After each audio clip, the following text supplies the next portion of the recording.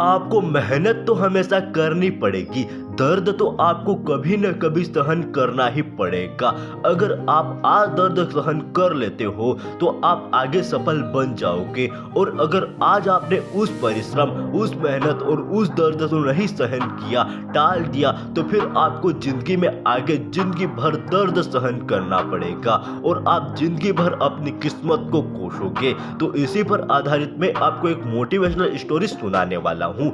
एक मूर्तिकार एक जंगल से जा रहा था, तभी उसको रास्ते में एक पत्थर देखा और उसने सोचा कि क्यों न इससे एक मूर्ति बना दी जाए। वह छेनी और हथौड़ी से उस पत्थर पर वार करने लगा तो उस पत्थर में से आवाज आने लगी कि मुझे मत मारो, मुझे बहुत दर्द हो रहा है। तो यह सुनकर उस मूर्तिकार ने उस पत्थर को छोड़ दिया और उसके पास में पड़े दूसरे पत्थर से मूर्ति बनाने लग गया। उसने उस पत्थर पर मार मार के एक सुंदर मूर्ति बना दी और वहां से चला गया। दर्द तो उस पत्थर को भी बहुत हो रहा था, पर उसने उस दर्द के बारे में नहीं सोचकर अपने भविष्य के बारे में सोचा। और कुछ ही देर बाद पास के कुछ गांव वाले आए और उस मूर्ति को उठाकर ले गए और उन्होंने सोचा कि मूर्ति के सामने नारियल तोड़ने के लिए भी तो एक पत्थर चाहिए ही होगा ना।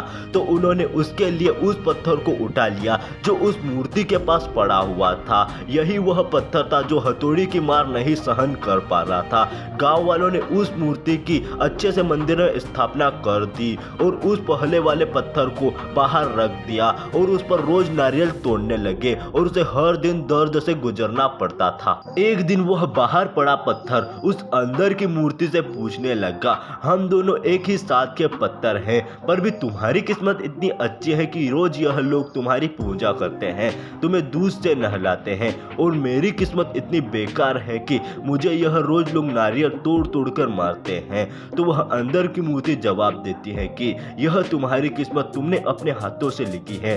अगर तुम उस दिन उस मूर्तिकार की हथौड़ी का दर्द सहन कर लेते तो आज मेरी जगह पर तुम होते और रोज तुम्हें इतना दर्द नहीं सहन करना पड़ता।